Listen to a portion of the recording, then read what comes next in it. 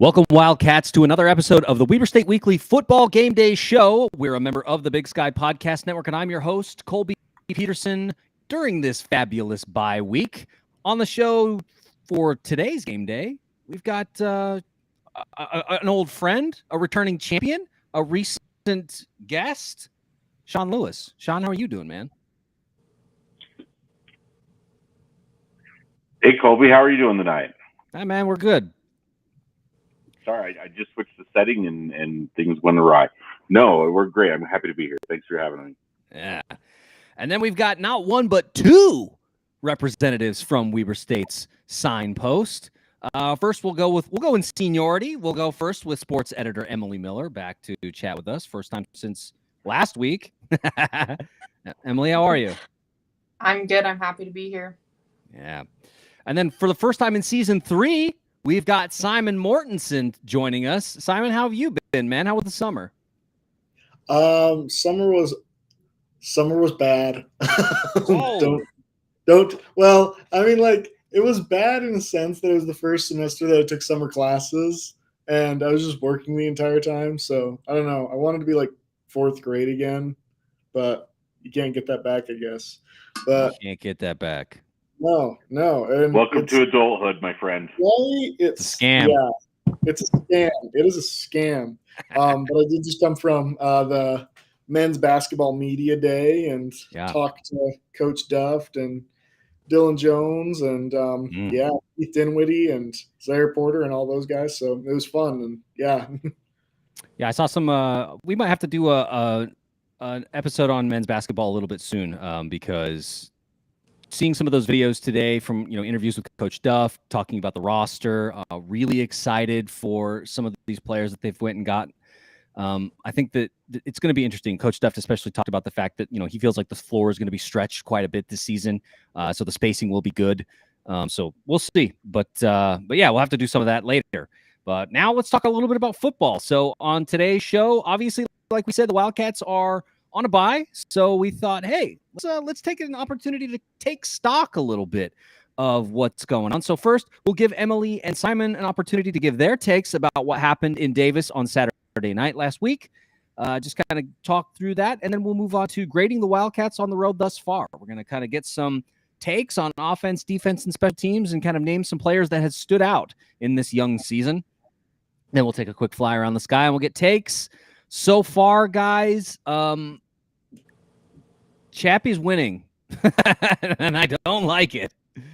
Right now, Chappie currently sitting in his picks for the season 31 of 34 correct. That's a 91%. Colby is behind 29 to 34, 85%. We will say, shout out to Felipe Sitaki. He is a perfect 10 for 10, but that was week 1, and those were all FBS matchups. So plate appearances, right? When we get Felipe back on, we'll have to see what's up. But before we get into all that, want to encourage everyone, subscribe to the show, Apple Podcasts, Spotify, Stitcher, all good places to find Weber State Weekly. Please tell your friends and family if they're Wildcat fans and they care a little bit about Weber State sports, or if they're current students, whatever, man. Tell them about Weber State Weekly, and hopefully we can continue to grow the community. We want to grow the fan base, want to get everybody excited about Wildcat sports, things that are happening on campus, because it's always a good day to be a Wildcat. And then we have our social media, Facebook, Instagram, Twitter, good places to interact with the Weber State Weekly team. And then Patreon, you can go to patreon.com/Weber State Weekly. Want to thank all of our patrons thus far who have supported us and continue to do so. Really grateful to them. Also, little side shout out. I made the payment today to get that turnover belt going. So the guy's working on it. If you were a donor to that campaign, posted an update in the GoFundMe. So turnover belt coming soon, but want to thank all of the donors to that little campaign to get that rolling, because not only were we able to pay the $350 for the turnover belt, but then also make a donation to Weber State Athletics of $48 on top of that. So thanks to everybody who did that. So now let's talk a little bit about the Davis game. Like we said, Emily and Simon wanted to give you both an opportunity to kind of talk about it from your angle, what you saw as student journalists at the signpost. Emily, I want to start with you. I'd like to keep this simple. And so based on what you saw last week against Davis, what did you like about that performance against the Aggies? What I liked was It felt like last year there were a lot of games that we could have won just by avoiding little mistakes. And there was plenty of mistakes last week, don't get me wrong, but it was nice to see that close game and them come up on top and really buckle down and, win the game. And it was just nice to start the conference with that game and know we were able to persevere and come out on top, because it felt like that wasn't really the case last year. So they kind of won us back. Yeah, a lot of close losses, like you said, last season, including, a close loss to Davis themselves in Ogden. For a moment, it looked like that might be a repeat where Davis was driving, that key turnover by Josh Davis, a second fumble, giving the Aggies a short field, but the defense holds. Simon, what about you? Oh, go ahead, Emily. Wrap it up. I was just going to say, I think that was the best case scenario. Obviously, we always want to win, but in certain ways, it was good that it was a close game and we were able to come out on top. Yeah. Simon, what about you, man? What did you like about the Wildcats' performance on Saturday night? There's a few things I liked about it. I think one of the big things is I love how many points they were able to score in the first half.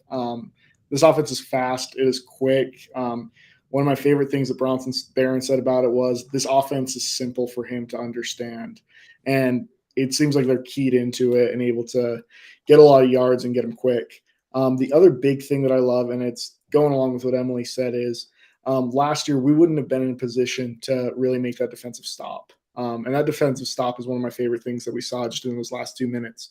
That's something that could end a game right there, and handled it just phenomenally. And so those are two things that I really loved, is just the fact that, we have this fast-paced offense and we have this defense that can back it up when that offense gets into trouble. Because there were a few times where we did get into trouble and we held them back, and even saw a blocked field goal, which was it was partially blocked, but I love it. That's one of my favorite things to look for in sports. So, yeah. Yeah, I would say that blocked field goal really made a difference at the end of the game, because, like we said, the Wildcats giving up a short field to the Aggies with time running down. Had that field goal gone in, because it was shot to end the half, Maxwell Anderson, getting his hand up and, getting a little bit of a block. So that doesn't go in. The Wildcats were up 5 at that point in the fourth quarter. Had that gone in, they're only up 2. And so the Aggies, the pressure is off in a way, because, yes, their kicker was having trouble, but they could have just kicked a field goal to win the game by 1. So really, really critical break, and just shows, the merit and the character of this team. So let's flip the script now. Emily, talk to me a little bit about what you didn't like about what happened on Saturday night against the Aggies. There was a couple early mistakes that maybe felt avoidable, and at least it's early enough into the season where it feels like we have time to fix those things. Just, was it kickoff? I missed the first quarter, but was it kickoff when we dropped it on the return? So it was after kickoff. It was 2 plays in. 2 plays in. Okay. I knew it was early on. Just things like that seem a bit avoidable. There was, just some avoidable things that we can clean up, definitely. Simon, what about you? Yeah, I think obviously mistakes like that, there were a lot of fumbles in that game, and that's a tough defense to play against, and forced a lot of fumbles on their end. So I totally understand. The big thing is, for as great as that offense was in the first half, we didn't have a lot of production in the second, and that's kind of one of those things that I want to see corrected a little bit coming up forward. As a Jazz fan, I have a very big problem with Utah Jazz syndrome, where come the third quarter, all of a sudden everything stops, and then games are blown. And so I think that's one of the big things is I hate seeing performances that are a little bit scoreless in that second half, just because it does scare you. Anything can happen in that second half, and once something stopped, it stopped. So want to see a little bit more offensive production in those later quarters and everything like that. Yeah, like you said, 2 turnovers in the second half. The offense really, they only got into the red zone 1 time in the second half, and they ended up getting 3 points out of it. Luckily, those 3 points were enough to keep them ahead, and move them up from 14 to 17 points, which was enough to put the pressure on the Aggies to have to score a touchdown at the end of the game and give the secondary a chance to just block the ball, right? Don't let them get anywhere near it. And so Yeah, I think the offense. This was the best defense that the offense has seen thus far this season, and so I think hopefully they learned quite a bit from that. Davis has a tough defense. I think that some folks in the conference are maybe looking past them right now because of their record and because of what happened, thinking, oh, it's just another slog against a really tough Weber State defense. This is business as usual, but I don't think so. I think this Davis team is really going to surprise some people, and we'll talk a little bit about that later when we take a fly around the sky. But yeah, turnovers, definitely a disappointing thing. Coach Hill mentioned it in, I don't know if you watched the videos that they put out later, ended up talking to the guys about it in the locker room after the game, but also mentioned it in the post-game press conference about the fact that the Wildcats lost the turnover battle, not just once, twice, but 3 times to none. Wildcats did not get a turnover in that game and still were able to pull out the W. So, one thing, just a side note on their defense. I read this a couple places, and I think it summed it up pretty well. I couldn't agree more myself. That was the closest defense Weber State had to play that was essentially mirrored to their own defense. Yeah, that's fair. And I think that sums that up pretty well. I think that our secondary is probably better than Davis's, but I think maybe their pass rush is a little bit better than ours. So yeah, you can choose what you like. But all right, let's give you guys an opportunity to kind of give your MVP for the Davis game. Emily, who's your MVP?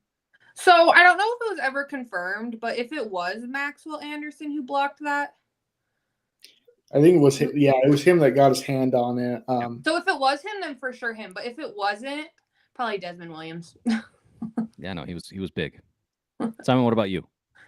Yeah, that's been one of my things is I think Maxwell Anderson probably deserves that game. One of the things with Maxwell Anderson is he's been the best. Him and Desmond Williams have both been the best defensive backs in the conference right now. Maxwell Anderson leads in a lot of great statistics there, and I think he was one of the big reasons why we were able to control the pass so well and everything like that. So I think he'd be the one that I probably give the MVP to. Do I have to give an offensive one or no? Just one.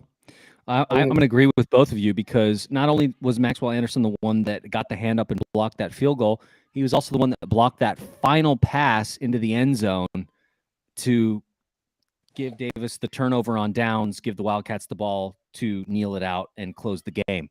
That was a critical pass. Got to make sure that you do not foul, but you also don't give them an opportunity to catch it. And Miles Hastings, I think, surprised some folks. He's a pretty efficient passer. He's not a guy that's going to throw the ball super far down the field, but very good at finding space and getting the ball to guys. And big play by Maxwell Anderson to make sure that the Aggies didn't have a chance for that final ball to get a chance to win the game. All right, guys, we've bored Sean long enough. He's had to hang out and listen to us go on and on about the Davis game, which we've already talked about. Fascinating. Yeah. Oh, man. But let's move on. So, like we said, the Wildcats are on a bye week this week, taking some time to hopefully work on some things. Like we just talked about, the offense has some things to work on. The defense could work on some things. Of course, there's always progress to be made. I noticed that also coaches are out there taking in high school football games this week, getting a peek at some of the recruits that no doubt they've been talking to. And so let's take a moment to now just reflect on the last 4 weeks of Wildcat football. And I want to start with the offense. We talked a lot about the offense coming into the season, about how there were lots of question marks. We didn't know what to expect. We had some idea of what Coach Mickey Mental likes to run based on what we had seen at his time at Notre Dame College, both as an offensive coordinator and as a head coach. And now we've got 4 weeks of tape to look at it. Talk to me about that. I mean, what exactly, what grade, I guess, would you give the offense thus far? Sean, I want to start with you, man. Let's bring Sean into the conversation. It's great to be with such esteemed, knowledgeable folks from Weber State Weekly. So I'm glad to be counted as a part of you. If I'm grading the offense right now, I think I'm at a solid B-. And I think the reason I'm at a B- is they've shown flashes and they have steadily improved as time goes on. But the thing that I'm going to call them out for is red zone attempts. Now, if you look at our stats for the season, we're 21 of 24 in the red zone. Yeah, we lead the conference. Yeah. Lead the conference in that. But let's dig one level deeper. We are 13 of 24 for touchdowns. Okay. So we're just barely over 50% of our red zone attempts are resulting in touchdowns. We've heard the coaches talk about this. I think that's where we need to finish. And I think the other thing the other reason I'm keeping it at a B-, I think the run game's solid. I think the offense is coming along. I think the players are getting more comfortable in Coach Mental's system. But it feels like, and I'd love to hear thoughts from others, because I this is just anecdotal for me, but it feels like we get up for the game, we're really hot in the first quarter. At the end of the game, we get really hot in the fourth quarter, and it seems the dog days of about midway through the second quarter, midway through the third quarter, to the end of the third quarter, we're just kind of going through motions. And you notice that all of our scoring seems to come at the beginning or the end. All of our offensive production seems to come at the beginning or the end.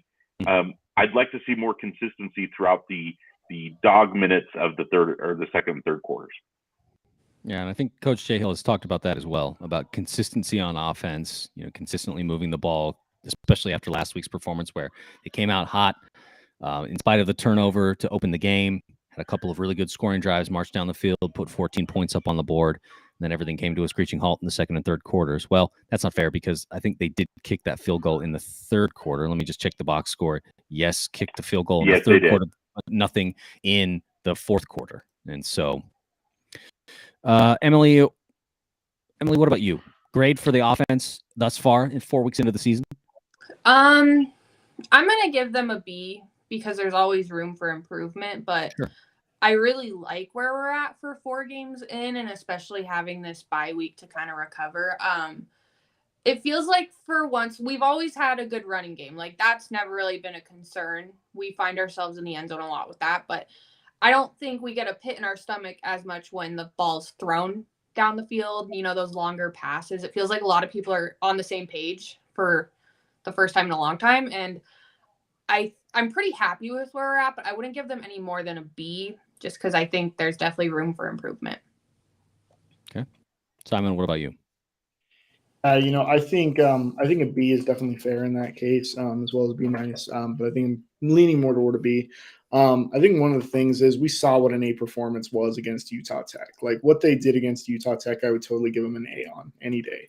I think one of the things is a little bit of a turnover problem every now and then, and we see it with fumbles and interceptions alike. And so that's something hard to deal with. But I do love that there is this long pass game. Jacob Sharp has had a great season, and Ty McPherson, anytime he gets down there, we're starting to scare defensive backs, and that's a huge thing for us.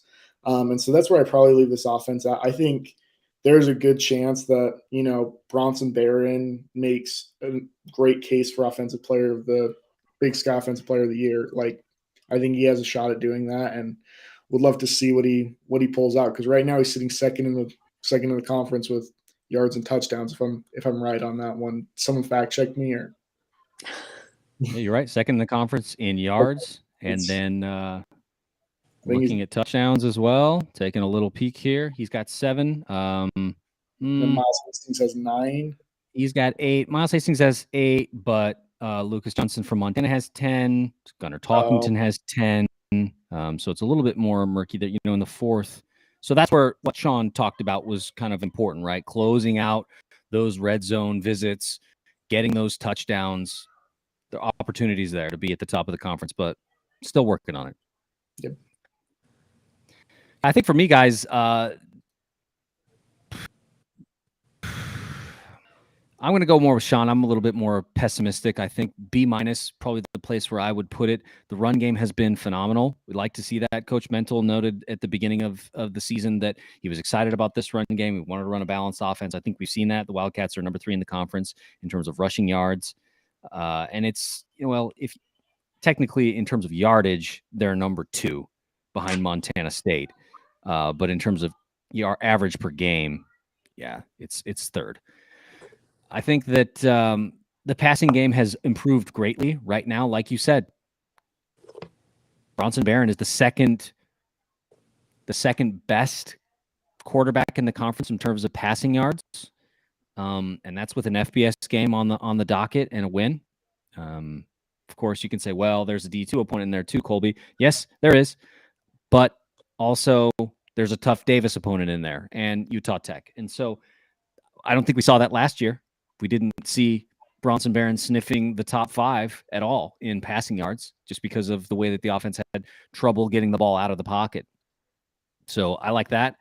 But then, like you said, there are opportunities to capitalize in the red zone. Like Sean noted, yes, the Wildcats currently lead the conference in red zone scoring, a statistic that I was going to point out. But at the same time, there's a lot to be left desired. 13 of 21 of those are touchdowns. A lot more that could be done.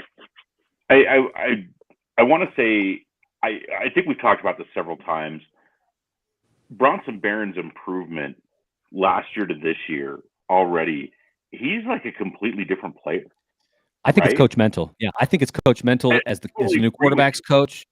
That's the difference. Yeah. So if I had to choose an offensive MVP, can we put coaches in there? I think that's sure. The best thing. Why not?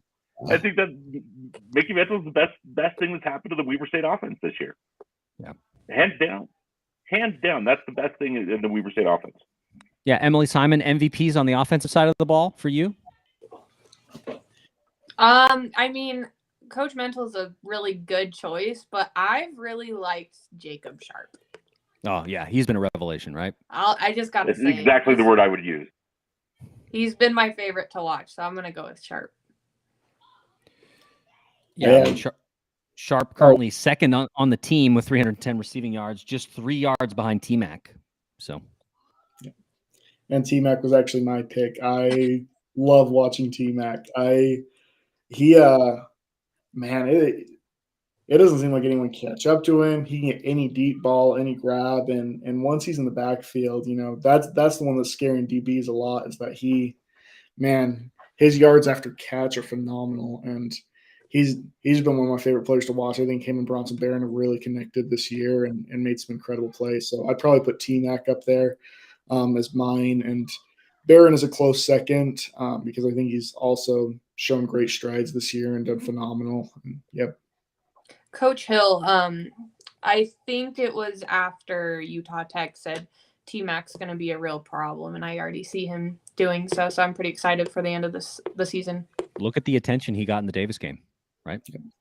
They took him very seriously, and that was going to be my pick as well, Simon, is T-Mac, because it feels like T-Mac is playing with a lot of swagger this season. You see it when he's able to haul in some of those big, deep balls that Barron is throwing him. Sean, we've talked about that fade that is just working really, really well for them. Got quite a few touchdowns on that fade, and it's just working so perfectly.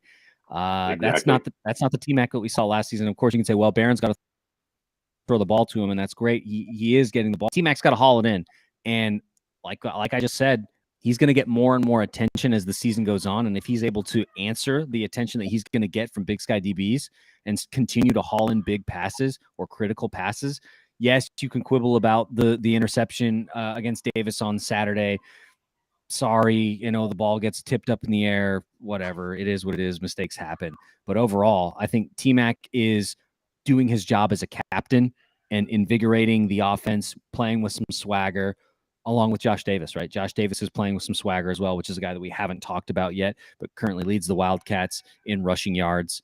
And right now in the conference, I mean, he's top 3. I gotta look real fast, but right now he's top 4. He's 4th in the conference right now in rushing yards.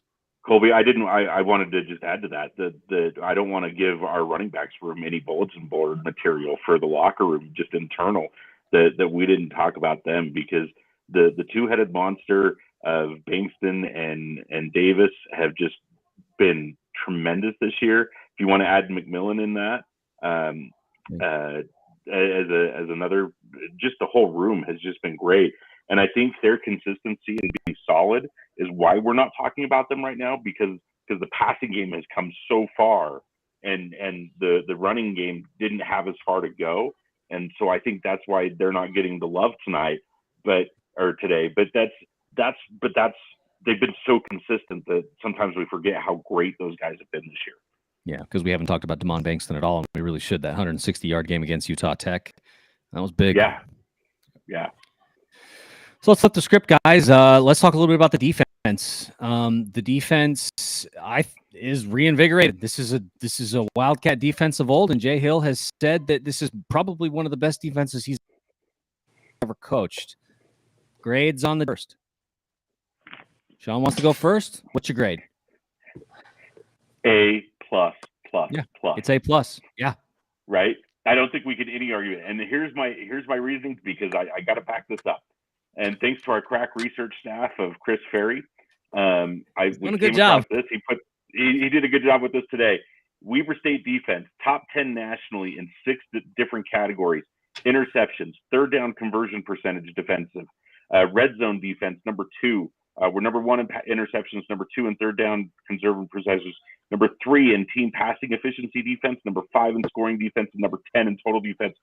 Total FCS, top 10 in 6 categories. Oh, and by the way, we knocked the offense for red zone woes. Let's credit the defense for red zone success. 2 and 11 giving up touchdowns in the red zone. 5 of 11. We've only allowed defenses to get in the red zone 11 times. We've held them scoreless on 6 of those. Scoreless on 6 of those, and an additional 3, they've only got a field goal. This defense is stellar, and they deserve all the props that we can give them. And it is a beautiful thing to watch. Yeah, I've got 5 of 11 here, and well, maybe you're right. It is 6 because there is this interception, but only 2 touchdowns in those visits. Yeah, of those 11. Yeah, that's what I said. Five total scores, 2 touchdowns. If I didn't say that right, I apologize. The other thing is, we've had at least 2 games where we've had a defensive stand on the goal line to finish a half, and then at least one where we've had basically a goal line stand to finish the game against Davis to win that. This team buckles down and hunkers down in that red zone, and I really think that they could go toe-to-toe with many an FBS team right now. Yeah, they already have, right? They already have.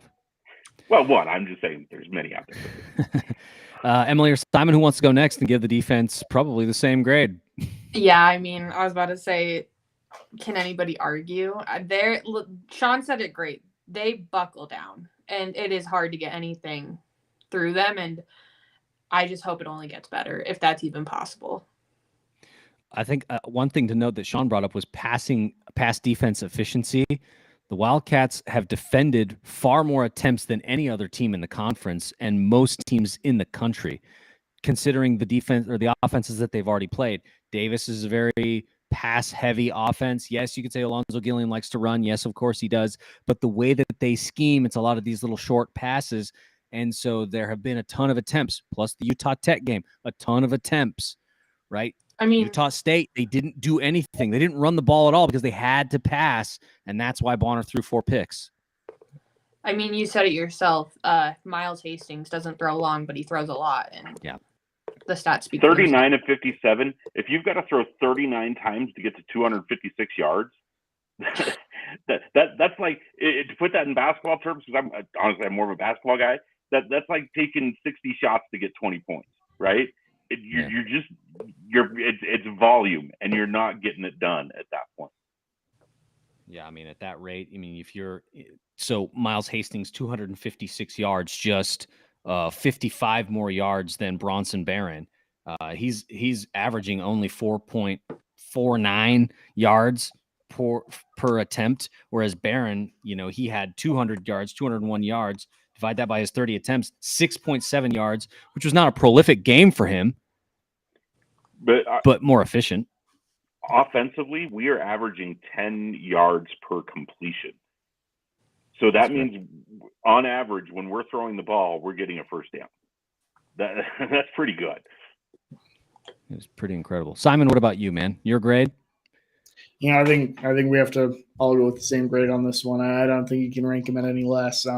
I think one thing is Maxwell Anderson has put on a prolific performance. He's number 1 in interceptions in the conference as far as I checked, and then he was also number 1 in passes defended against in the conference. You can't get a better performance than that. And I think Desmond Williams is phenomenal. I feel robbed of Desmond Williams because of, all those years that we had with him on injury. It's the same with Josh Davis. Like, seeing Josh Davis run right now, I'm like, oh, thank you that we get to see this, and thank you that we get to see Desmond Williams, because they're amazing.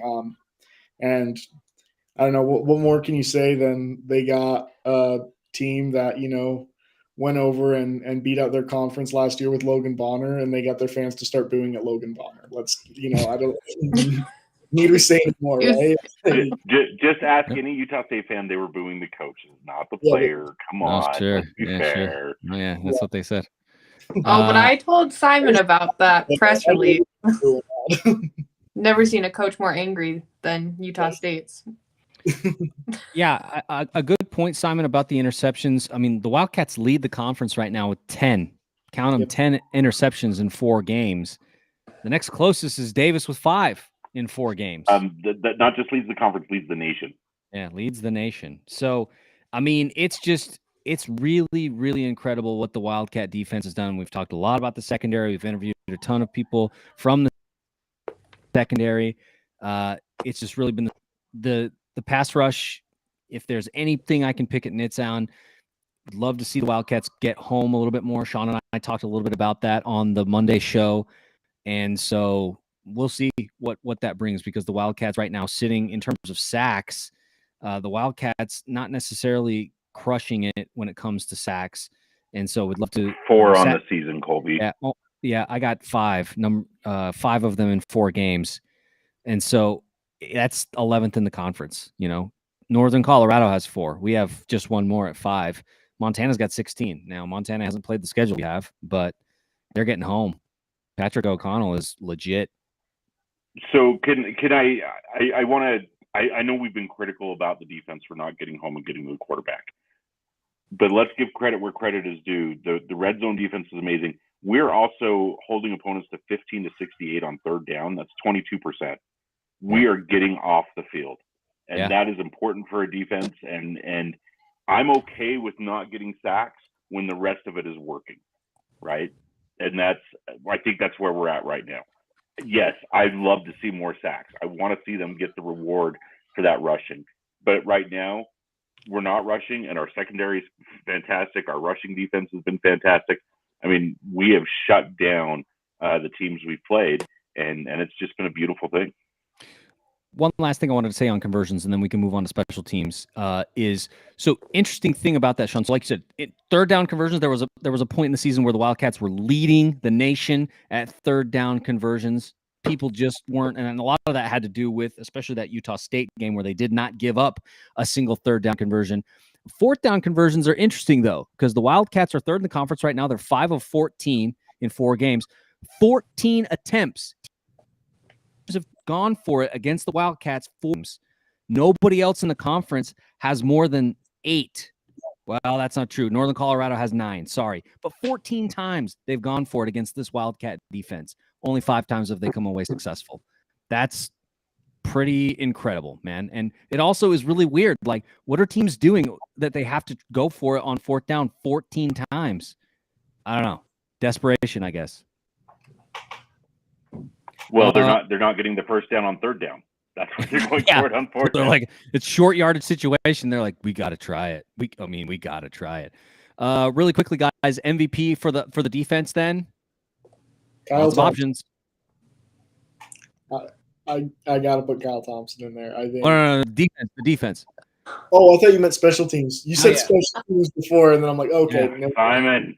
Maxwell Anderson is mine. Sorry, that was me not paying attention. Maxwell Anderson is mine. Emily? Yep. Maxwell Anderson. Sean? Yeah, I mean, Maxwell Anderson is the obvious answer. Let's give some credit to Reed Winston, who leads the team with 21 solo tackles.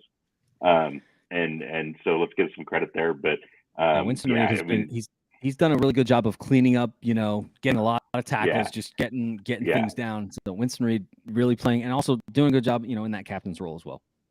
Yeah, so I'm good with that. But when you've got 4 interceptions in 4 games, I mean, haven't helped the quarterback that throws in Maxwell Anderson's direction this year.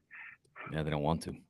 Let's talk briefly about special teams, because as I did some research for the show and just kind of looking across the conference at some of the kicking statistics, especially field goal percentages, guys, Kyle Thompson has been really good. I don't think that he's gotten his due as a player who's really been consistent for the Wildcats in kicking, because there are some kickers out there that are really struggling. We saw one last week at Davis. Montana's kickers really had a rough go of it. What can we say about the special teams? He's worth an early shout. Go ahead, Simon.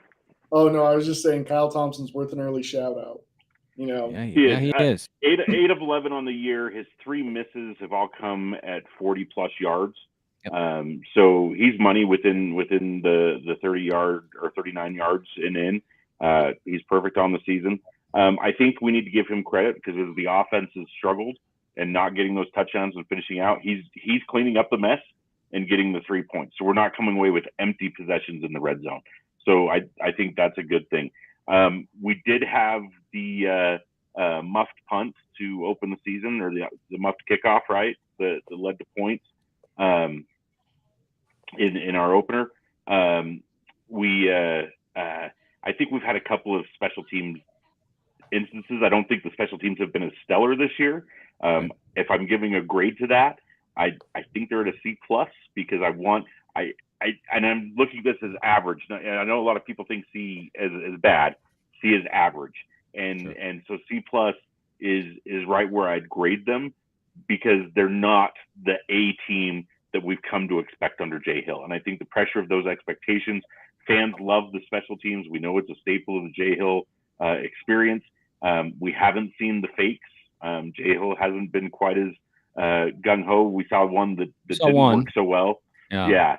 And so I think the special teams is not as good, but I think they're serviceable. And so C+ is a passing but average grade. Which, by the way, Kyle Thompson got 14 yards on that fake field goal. It was great. He just didn't score. Didn't get the touchdown, yeah. Because they didn't get us much. But I would, as a special teams as a whole, I'll give, I don't want to say a C. I think maybe a C+, B-. I'm kind of, in general, just, like, I mean, we all know how special teams can be, like Sean was saying. Like, they usually are A+ quality work, in my opinion. But I like Kyle Thompson. Kyle Thompson individually, an A+. He's great. We all know what he's going to get done when he's out on the field, and it's nice knowing we don't have to worry about him. Very consistent. Simon, what about you? I feel the same way. I think, probably around that C+ B- range. I think one of the big things is, there's definitely some highlights to look out with. We obviously saw the Maxwell Anderson block, which I count on that special teams right there, just on field goal. I think the other thing is too, one of the things that makes this hard for us, and we talked about how Jay Hill has brought up, a culture that has, prioritized kick return and punt return a lot. And one of the evidences of that is now gone because for the last 4 years, we've had probably the best returner in the Big Sky. And now he's off on the practice squad for the Saints right now. The country. Yeah, exactly. And so I think that's one of the big things to look at is, this is still a system that's kind of finding their groove. Anytime you lose a player of that caliber, you're obviously, trying to find out what to get from it. I don't hold, that Utah State return against them or anything because obviously I think there's flukes and everything like that. So just looking at those generally from that standpoint is I think they're still growing. So can we give a shout out? We talked about the positives of special teams. Let's give a shout out to Hayes Hadley, who has been just as much a revelation as sharp as a receiver. But Hayes Hadley, 261 total yards, averaging 13 yards on a return. I know that doesn't sound like much, but he's made a difference. He's not the speed threat. Not yet is he a touchdown threat. Like when on kickoff returns, we expected Rashid to go 99 every time. I don't think Hayes is quite to that level of excitement and threat readiness. Is that a word? But I think that he has become a very serviceable back. To quote my buddy Chappie, he's flipping the field so that he's giving the Wildcat offense less yards that they need to cover. And I think that's a weapon that we have. So I want to give him all credit. He's my special teams MVP right now. It's important, specifically about Hayes Hadley. If people, it wouldn't do him justice to compare him to Rashid Shaheed, but you can't not acknowledge that he is doing his own thing, and it's working. Yeah, because I think that when it comes to punt returns right now, the toast of the conference is Taco Dowler up at Montana State. He's averaging 21 yards per opportunity. And he's only had 4, so you're like, oh, well, geez, he's just had, and one of those was a 67-yard long, so it's a little inflated. But Dowler has been good for them. But I agree with you all that Hadley has really kind of come into his own and is doing it his way. I don't think that there have been a couple of mistakes where, like, oh, there have been some mistakes, and he had, didn't catch the ball and had to hurry and land on it, but he didn't give the ball away. And largely, he's been quick. He's working on, I think, getting better, and special teams as a whole has improved every single game this season, just like the offense has. And so, yes, there were problems in the first game against Western Oregon. Another problem, like we talked about in the Utah Tech game, where ran into the punter. Utah Tech ends up scoring a touchdown because of that. Had they not, that would have been a 3-and-out, and the defense is off the field. We haven't seen another one of those, and so each week, special teams is getting better. So for me, if I were to pick an MVP, I mean, it's probably Kyle Thompson, just like we already talked about, because he has been able to take what's been given him and convert on it largely. But there are lots of names to call. We haven't said a thing about Damon Bankston and his job returning on kickoffs, or even Abraham Williams, who has had some really good opportunities. He's averaging 24 yards. Damon is averaging 29 yards on kickoff returns. So, there are a lot of names we could call. Special teams is there are teams that are worse off. We'll say that.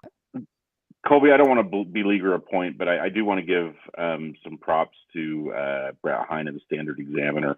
During the Utah Tech game, the fans were all over special teams. I think we were kind of on the show afterwards about the kick that he did get to and didn't let it roll back, and he got hit right away. And Brett pointed out that, hey, if he lets that roll, the offense is 15 to 20 yards behind where they were because he fielded that. And so was that really a bad decision to field that punt and get rocked like that, when he saved the offense 20 yards? The definition of taking one for the team, right? Yeah. Okay. Well, let's we've talked about the team. I think that overall things looking pretty positive. We had some good things to say, some things obviously to improve on, but let's move on to our Fly on the Sky segment, where we're going to take a look at the games across the conference. I've compiled season records. Right now, Colby is sitting at a 29-34 clip on his picks. That's 85%, folks, but not enough to dethrone Dustin Chappie Chapman. He's 31 of 34, 91%. Chappie's in the lead right now, with a shout out to Felipe Sataki. Like we said, 10 of 10 right now in his lone appearance on Weber State Weekly's Game Day show. Emily, you had a rough week last week. 1 of 5 in your picks, 20%. We all know that's because I let my emotion take over, and it's whatever team I dislike least. Are you choosing by colors? No. I don't like any of the colors. No, we don't like the green teams, I'll tell you that. We don't like green soccer teams teams, at all. man. Soccer But I let my emotions take over, and I'm fine with that. Yeah, and then Sean, 7 of 9, 77% so far. So I had a pretty good week, but I had easy games to pick, so that's okay. I do want to say, as we get into this portion of the show, we were reminded by somebody who I have been following on Twitter for a long time that we need to do standings as part of this, because apparently he doesn't have Google. And so, okay. So Chappie, here's your standings. 5 teams are 1-0 in the conference, 5 teams are 0-1, and 2 haven't played a conference game. That's all I'm going to give you. That's your standings. Yeah, I mean, it's super early, right? We're just getting out of conference. Conference play just started last week. I'm just mocking Chappie because he doesn't have Google. He always asks people on Twitter how to do things. It's like, dude, Google. It's your The phone. Google machine. But you're right. Not all out-of-conference schedules are created equally. That's why even in-conference schedules are not created equally, right? We talked about Eastern's schedule this season is just brutal. And Montana State's is very soft, right? Weber's schedule is pretty tough. Yeah, there's just balance. It's just the way it goes. So let's get to our picks. First up, Montana at Idaho State. I think I already know everyone's pick, but you can go ahead and tell it to me. Holding my nose as I pick the Grizzlies. Emily or Simon? I think as far as Montana State, Idaho State is concerned, I don't. Montana, not Montana State. We don't want to get any angry email. It says Montana State on here. I'm pulling up the Saturday, October 8th, 2022. This Saturday, except it's not October 8th. It's October 1st. Yeah. Oh my gosh, guys, my calendar's off. Sorry, my bad. I thought it was almost as bad as your opinion piece in the signpost. Oh, thank you so much. Go read it, folks, and see if you agree with Simon's take. It's there for you. Well, who do you got, Simon? The Grizz or the Stripes? It's the Grizz, no doubt. Stripes. And I did put the Grizz up near the top on that one, and Idaho State near the bottom. So Stripes, but not at the bottom. Yeah, Stripes are the worst team in the conference after last week's embarrassing loss to Northern Colorado. Probably one of the worst teams in the country. Emily? Idaho State. I'm kidding. I was like, whoa! This is why you're 1-5. I just want to mess with you guys. All right. I would love, because it's in Pocatello, I'd love to see the Grizz get not torn up, but just I'd love to see them lose, especially in a place like Pocatello. Weird things happen in the potato cellar. That's what I'm saying. It's less weird than the walk-up Sky Dome. Not the U or University of Idaho. Yeah, I mean, I don't want to say Montana because I don't think that's exciting, but it's going to be Montana. It's Montana, folks. That defense is for real, and the Idaho State offense struggled against Northern Colorado. What do you think they're going to do when Patrick O'Connell is out there? They're going to get their butts kicked. Northern Arizona at Portland State. This one's a little bit more interesting. Interested to get you guys' takes on this. Sean, what about you? NAU or the Vikings? Jags or Vikings? This is in Portland, right? Yeah, it's in Portland at Hillsborough. Yeah. I'm not sure. I think I want to take.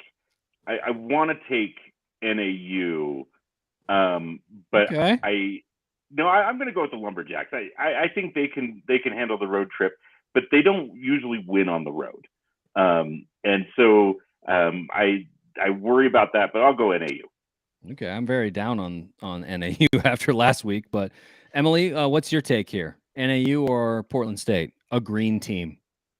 I don't like the green teams, but I also don't like NAU. I don't really like any school in the Big Sky besides Weber, but that's besides the point. I'll go NAU just because I don't think Portland's doing anything this. I was about to say semester this season. It's fine. All right, Simon. I'm siding. What's that? Jacks or Vikings here, man. That's the thing. I got to side with NAU on this one as well. I think one of the things is RJ Martinez is still trying to find his footing a little bit. Yeah, he's trying to get back. Right. This is the freshman, player of the year that we're talking about. It is something that has clear potential. I don't think they're slipping up against Portland State, a team that's still struggling to find their offense this season. So, but Sean made a good point. Not to cut you off. If there's a team that would win at home, I wouldn't be shocked that NAU lost, but I still think it's NAU. Yeah. I'm taking Portland State, guys. After what I saw with NAU against Idaho last weekend and the walk-up Sky Dome, I mean, sure, they've got to win against Sam Houston State, and we can toot our horns about that, but I don't know, man. I'm just so down on them. After it's like, what is this? Their offense has problems. Their defense is trash. Their run defense especially is trash. So I don't know, man, because Colby, here's a good secondary. Here's where I'm coming from. These two teams have combined for, if I'm doing the math right, 86 points on their 96 points on the season. Weber State. Well, let's not even give you Weber State. Northern Colorado has scored 100. Okay? Oof. This is going to be an offensive slugfest. No, this is going to be a punt fest. Nobody's going to get past the 50. This is going to end up as a 3-0 win, and it's going to be ugly all the way. I'm totally wrong about that. I'm still taking the Vikings, guys. Next up, I'm going to Sac State at Cal Poly. This one's a little bit easier. Who you guys got? Two green teams slugging it out. Pass. Pass? Did you just say that? Sac State wins this one. Yeah, the back to back champions of the Big Sky. Don't get me started. Emily Simon. I don't want to say Sac State, but here we are. I'm trying not to let my hatred of schools take over, but where's it at? Is it at Sac State or is it at? It's in SLO. No, it's in California. Down in Southern California. By the way, both schools are in California. I was about to say both. I said Southern. Hey, I fixed it.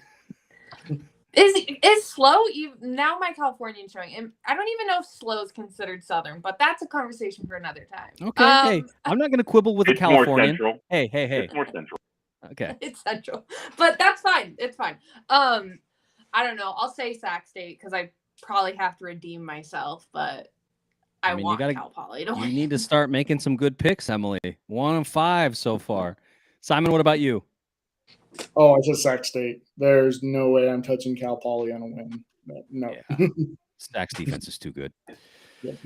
Next up, Northern Colorado at Idaho. This is Idaho's homecoming game. If you guys listen to the Tubbs guys preview of this game, it is a 45-minute beat down of how terrible Northern Colorado is. They literally couldn't find one nice thing to say about them. That's how bad Northern Colorado is. So, guys, Northern Colorado or the Vandals?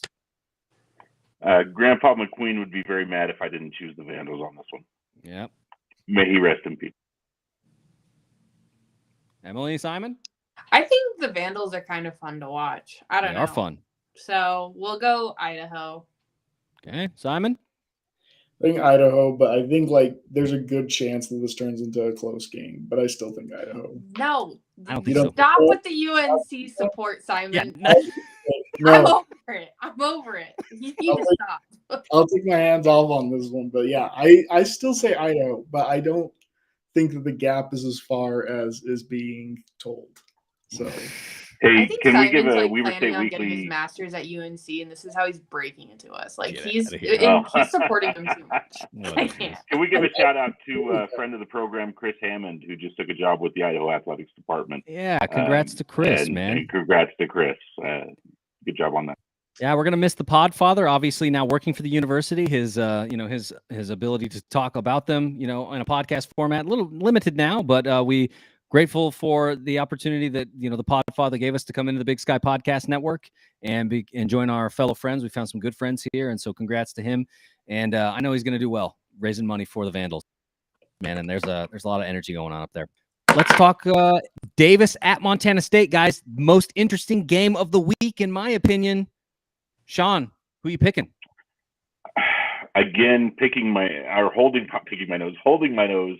I'm taking the Bobcats. I think the Bobcats are better than Davis right now. They're hurt, and if I read the information right, they're playing at home, and so that's a tough place to play no matter who you are. I know the Bobcats are hurt, but I take the Bobcats out. Okay, Emily. I'm going UC Davis. I want to see the Bobcats lose. It's one of my. I love watching Montana. If there's a team I love. Oh, we all want to see them lose. Either Montana. Don't mistake my picking them for not wanting to see them lose. I don't like UC Davis, but I think they're it's going to be do or die for Davis. They're going to come out with their hair on fire. Yep. It's just going to be. I think that's going to be the hardest game that UC Davis is going to have to fight for, but I definitely think they can come out on top. You lose this game, and there is no playoff hopes for Davis. You have to win this game if you want to play. I agree. Simon? And I think that has potential for a win. Yep. Simon, what about you, man? I'm agreeing on this one with UC Davis. I think the big thing is, one of the things that I'm looking at is, you have Montana State nearly losing to Eastern Washington. I think that UC Davis is clearly a stronger opponent. I think one of the big things is you got Montana State is still a little bit hurt. I think they're going to get ball rolling a little bit later in the season, but I think right now it's UC Davis's game. Yeah, Davis's defense, I think, is far better than any defense that they've seen thus far, aside from maybe Oregon State, a Power 5 opponent, which really put the hurt on the Bobcats. But it's an FBS game. You know, it is what it is. We saw Davis's defense last week. They're good. They're really good. And with the injuries to the Bobcats, they're not going to be able to throw the ball super well. They're going to be forced to run it again. I don't think they're going to be able to run it super well against this Davis front seven. So where are the points going to come from? I don't know. So I'm taking Davis. All fair points. Montana's a tough road trip. I don't care. Montana is a tough road trip. That's fair. Bozeman is, and folks are going to be excited up there, man. So last one, EWU at Florida. This game got pushed back a day because of Hurricane Ian, now Tropical Storm Ian. Was supposed to be Saturday. Now it's going to be played Sunday in the Swamp against the Gators. That means it's one less day of prep for the Eagles to take on the Wildcats for homecoming weekend in Ogden. I think we know the answer here, but I just wanted to point out the situation. Hope everybody in Florida is okay. Yep. I've been in Florida for a hurricane. It's not a fun experience. Had the eye of a hurricane go right over my apartment one summer, and one of the scariest things I've ever been in. But I'm taking the Gators on this one. Yep. Chomp chomp. Same. Emily? The Gators, I guess. Yeah. Simon? I guess. I mean, it has to be the Gators, but I don't know. Lately, Yeah. like Marshall versus Notre Dame scared me early on in the season. Not the same thing. But, you know, Dude, your takes this week. We need to teach you about college football. No. You cannot tell me that there hasn't been some weird games these first 4 weeks across the NCAA. There have been weird games. Middle Tennessee State against Miami. That was the weird one for me. I think it's too late into the season for any weird mishaps. Like I don't think there's a chance EWU is gonna put up anything. I don't think EWU is gonna put up anything, but there have been weird games. So if it was their first game, maybe. Yeah. I'm gonna say it's too bad that Florida doesn't know how to go across state line, because I would have loved to seen this one come to Cheney as an alternate. And they never would have left the SEC. But how much fun would that have been to see Florida go up to Cheney and play on the red turf as the get out of Ian's way? But they're not going to give up all that money. Florida's going to roll in this one. They're a good team. Yeah, they're an okay team. I'll say that. They lost to Tennessee last week. Yeah, I don't know. They got problems. They're not as good as everyone thought. But all right, let's look at the upcoming schedule. So like we said, folks, off this weekend. So that's why we took some time to reflect. Then Saturday, October 8th, Wildcats taking on Eastern Washington with 6 days rest, 6 p.m. Mountain Standard Time. This is the homecoming game, my favorite game of the year. I am so bummed. Yep. So the W will be on the mountain. Get your purple gear. This is the last night game of the season, so get out there and enjoy that. Make Ogden purple. Make Ogden purple, folks. Like homecoming week is the best. So get out there and do the thing.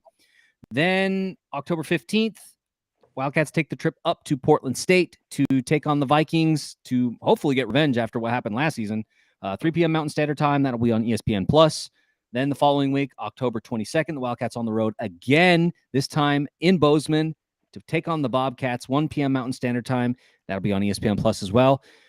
And then October 29th, Montana comes to Ogden. The Grizz will take on the Wildcats at Stewart Stadium, 1 p.m. Mountain Standard Time. Get your tickets. This will be a big game, guys, because the Grizz have a good team. They're probably going to travel, buy tickets, and be loud at Stewart Stadium, because if you're not, the Grizz will be. They're going to have fans, and it's not going to be like 2019 where it was cold, so not that many people came. It's late October. They don't mind. They're going to come down for the weekend. So get your tickets. Be loud. Let's make sure the Wildcats can get the most favorable environment that they possibly can to play a really, really good team, because this is the clash of the Titans in the Big Sky Conference. Hey, Colby, before we wrap the show, can I give a shout out to my eldest son who's having a birthday this week? And he'll be thrilled that I got him on the show. So happy birthday, Oliver. We love you. Happy birthday to Boy the Elder, man. Good for him. That's right. All right, guys. You know where to get us. Email, weekly@gmail.com, Facebook, Instagram, Twitter, and Patreon. We got the blog. And that's it. Guys, want to thank you all for taking some time to do the game day show, even on a bye week. Appreciate all of you. We'll wrap it up like we always do. Weber State, Weber State. Great. Great. Man, this one lagged. Go Wildcats. It's